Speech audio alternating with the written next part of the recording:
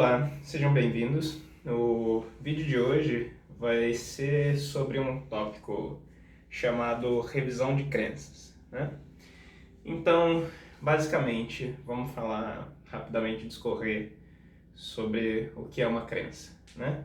A gente não vai entrar muito aqui nas teorias sobre exatamente o que é uma crença, mas nesse vídeo a gente vai assumir que crenças são proposicionais, ou seja, você acredita no conteúdo de declarações afirmativas, certo?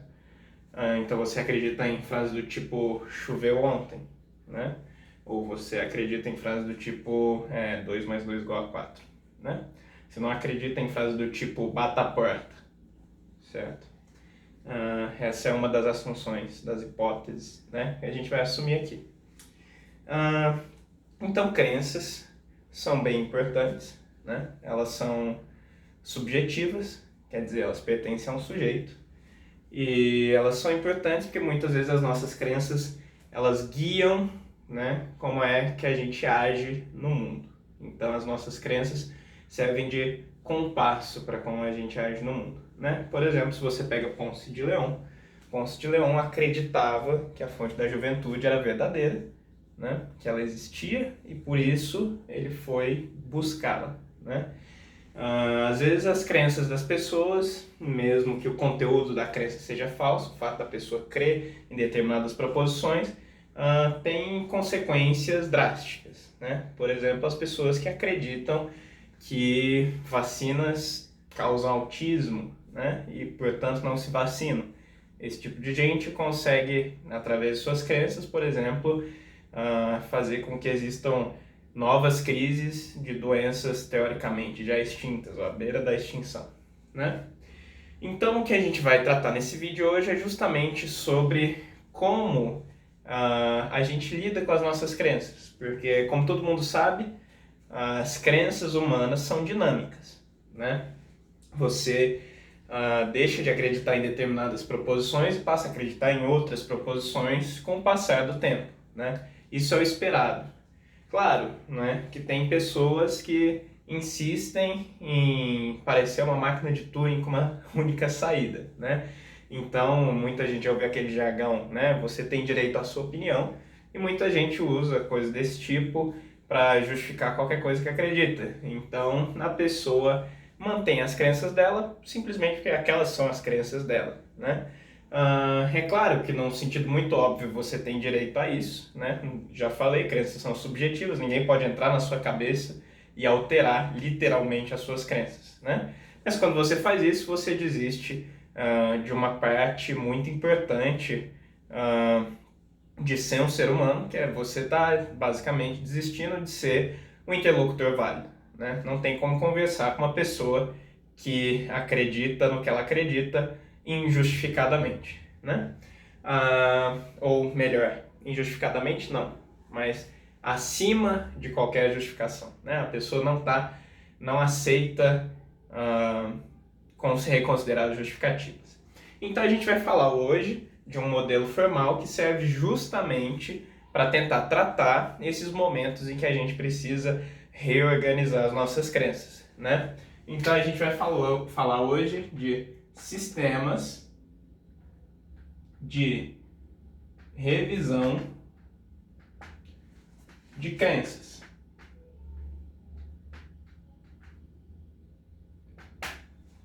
Certo? Então essa é uma tentativa de modelar esse problema e dar um tratamento formal para ele, né? Bom, então vamos começar agora com um assunto um pouco mais técnico, né? Como é que a gente vai fazer articular esse sistema de revisão de crenças? Bom, em primeiro lugar, né, isso vai ser feito usando lógica, presumivelmente, que é pela natureza desse canal, é de se esperar que esse fosse o caso, né? E a gente vai se basear agora, por enquanto, numa linguagem L, né? E vamos falar que é uma linguagem proposicional, com todos os conectivos booleanos, então tem conjunção, disjunção, negação, implicação, equivalência aqui, certo? Qualquer outra coisa que você queira definir você pode, né? É fácil ver isso, tem aquele teoremazinho sobre funções de verdade. E além disso, né, A gente vai usar a notação usual, as nossas metavariáveis eu vou usar φ, psi, gama, né, etc. E, além disso, eu vou usar K, nesse caso, como símbolo de conjunto para fórmulas. Geralmente as pessoas usam gama, mas aqui é para ficar mais perto de knowledge, né, conhecimento. E vou usar o símbolo de derivação, né, na interpretação usual, na interpretação da lógica clássica, certo? Além disso, né, o que a gente vai precisar agora para começar a falar de revisão de crença? A gente precisa de falar das consequências, né, das fórmulas.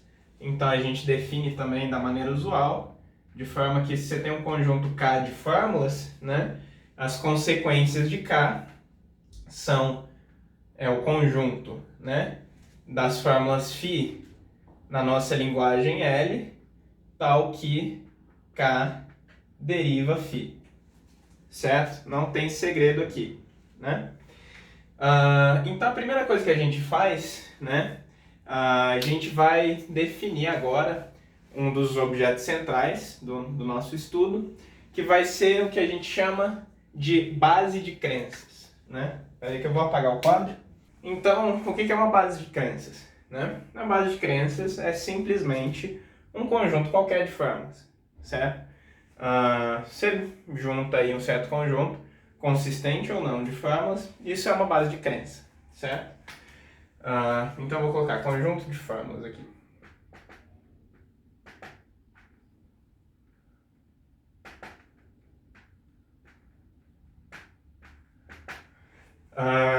Então, seres humanos geralmente têm como crenças explícitas base de crenças. Tem um monte de proposição aí que você acredita, que você sabe que você acredita, etc. Né?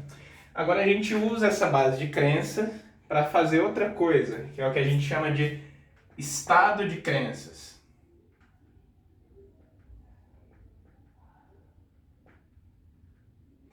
O que vai ser um estado de crenças, né? O estado de crenças vai ser baseado em uma base de crenças. Então, dada uma base de crenças K, certo? Um estado de crenças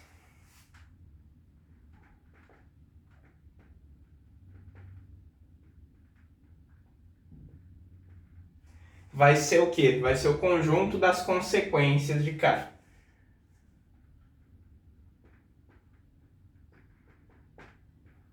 Certo? Então, o que a gente está fazendo com isso? Agora a gente está deixando de falar só das crenças explícitas, né, num certo sentido, que é essa base de crenças, são as proposições que explicitamente se acredita, e a gente está falando do importe doxástico que aquele conjunto tem. O que eu estou chamando de importe doxástico? Bom, é tudo que o seu conjunto de crenças implica, né?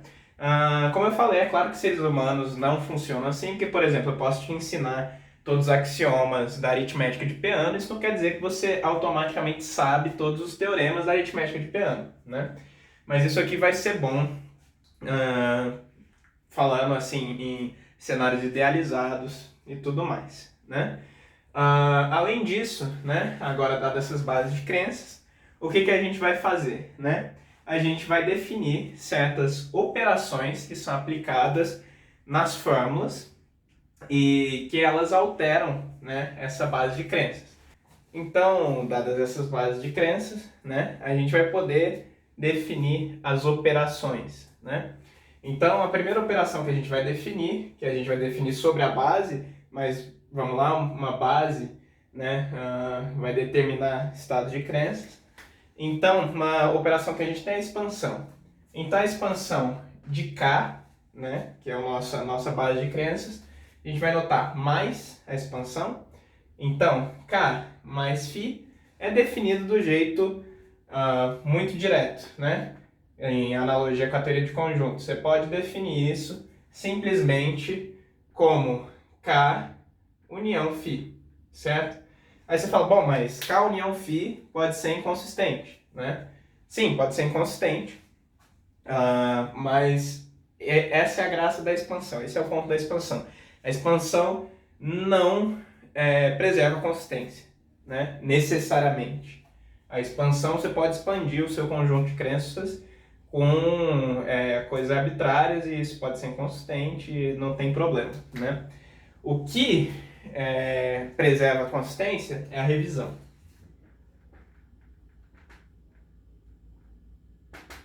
Então, a gente vai definir a revisão assim, K, certo? E aí o símbolo vai ser mais com uma bolinha em cima. Então, K mais φ. A gente vai definir isso como, né? Isso vai ser a mesma coisa que você pegar o conjunto da diferença de K com não φ, ou seja, você está pegando sua base, você está tirando não φ, certo? E depois você expandir com φ. O que isso faz? Bom, isso garante que a revisão é consistente, né? Porque o que você está fazendo? Bom, você vai revisar uma determinada crença φ, né? Você falou assim, olha, a gente precisa revisar aqui a crença de que a Terra é plana, né? Bom, então o que você faz? Você tira a negação, né? Então você quer adicionar no caso que a Terra não é plana. Então você tira a negação, então não é o caso que a Terra é plana, certo? E aí você adiciona a afirmado, né? Não é o caso que a Terra é plana. Beleza. Além disso, a gente vai ter a contração do nosso conjunto de crenças. A contração também não vai poder ser definida assim, em isomorfismo como operação dessas usuais da teoria dos conjuntos, né? Para fazer a contração, no caso, a gente tem que fazer, né? K menos, aí esse é o menos com a bolinha em cima, né? A contração de K em relação a φ aqui vai ser definida como? Bom, você vai pegar, né, a revisão de K com φ, certo? Desculpa, de K com não φ. E isso você vai pegar a interseção com K. Isso aqui é um pouco complicado, mas qual que é a intuição? A intuição é de que a contração vai fazer é que ela vai te dar o conjunto das crenças que seriam acreditadas se não φ fosse acreditado. A ideia é essa, né? Então, como é assim que você vai articular, né? Bom, agora a gente já sabe quais são as operações possíveis, né, que a gente vai ter para fazer nessa base de crenças e, consequentemente, no estado de crenças. Mas você pode ver que isso é muito pobre porque a gente não tem ainda critério nenhum para revisar uma crença. Você pode aqui expandir com qualquer coisa, revisar qualquer coisa, contrair qualquer coisa, e a gente sabe que na vida real não é assim. Tem crenças que são mais úteis do que outras, né? E tem crenças que a gente pode imaginar que são mais fundamentais do que outras também. Então, para resolver esse problema, é introduzido uma coisa que chama impregnação epistêmica das formas. Então eu só vou apagar o quadro e a gente fala disso. Bom, então agora a gente vai falar sobre impregnação epistêmica, né? Então, impregnação epistêmica, do ponto de vista estritamente formal, vai ser uma pré-ordem no conjunto das nossas formas. Mas isso não quer dizer muita coisa do ponto de vista intuitivo, né? A gente sabe que uma pré-ordem é reflexiva e a gente sabe que uma pré-ordem é transitiva, né? Mas e daí? Então, a gente vai notar assim, né? E a leitura disso vai ser se é pelo menos tão epistemicamente impregnado quanto φ, né? E aí é claro que, como eu falei, isso é uma pré-ordem, você pode definir todos os análogos. Você pode tirar a barrinha aqui e a gente define psi, né, é mais semanticamente impregnado do que φ. A gente pode, enfim, fazer todas as definições usuais, mas a gente não vai usar aqui agora. E a gente vai ter alguns axiomas, né? Primeiro axioma, bom, é o axioma da transitividade. Então, vamos anotar aqui, axioma 1, certo? Então, qual que vai ser o nosso axioma 1? Bom, se é pelo menos tão epistemicamente impregnado quanto φ, né? E gama é pelo menos tão epistemicamente impregnado quanto psi, então, né, a gente sabe o quê? Né? A gente sabe que gama é pelo menos tão semanticamente impregnado quanto φ. Bom, isso aqui não tem o que falar, né? Isso aqui é bem direto. Isso aqui simplesmente está capturando que, de fato, isso é transitivo, né? Agora a gente vai ter o segundo axioma, né? Esse segundo axioma já é um pouco mais interessante, né? Você tem o seguinte: se φ deriva psi, certo? Isso quer dizer que psi é pelo menos tão semanticamente impregnado quanto φ. Por quê? Isso pode ser um pouco contraintuitivo, mas qual que é a ideia? Aqui a gente não está falando de impregnação epistêmica em bases de crenças, a gente está falando em estados de crença. Estados de crença são o conjunto das consequências. Então, se psi é consequência de φ, para você tirar psi, você tem que tirar φ também, porque se você deixar φ lá, φ deriva psi, né? Agora, o que acontece, né? O contrário não é verdade. Então, a gente tem que psi é pelo menos tão epistemicamente impregnado quanto φ. Essa é a intuição, né? Então, a gente vai ter um terceiro axioma, né? E esse terceiro axioma vai dizer o que pra gente? Bom, ele vai dizer que se você tem uma fórmula φ, né? E ela não está na base de crenças, então, para qualquer outra fórmula psi,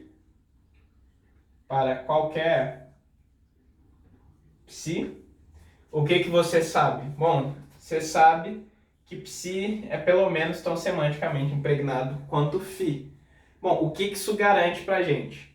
Isso garante uma coisa bem interessante, que é que tudo que está fora da sua base de crenças, seu estado de crenças, tem grau mínimo, né, de impregnação epistêmica. Isso quer dizer que as coisas que estão fora das coisas que você acredita são as coisas que você está mais disposto a abrir mão de, né? Isso faz bastante sentido também, né? Além disso, a gente vai ter o quê, né? Que se existe, né, uma fórmula psi, vamos lá. Se tem um psi tal que ele é pelo menos tão semanticamente impregnado quanto qualquer φ, isso quer dizer que psi é teorema, né? Ou seja, conjunto vazio deriva psi, né? Psi é derivável sem premissas. Bom, o que isso quer dizer? Isso quer dizer que se uma fórmula tem, entre aspas, grau máximo de impregnação epistêmica, porque é isso que isso quer dizer, então ela tem que ser teorema, né? Isso também é uma ideia bem intuitiva. Teoremas são definitivamente críveis, são a coisa mais crível que você tem no seu sistema. E a gente tem um último, né, que vai dizer basicamente que uma de duas coisas acontece, né? Ou, dado φ e psi, né?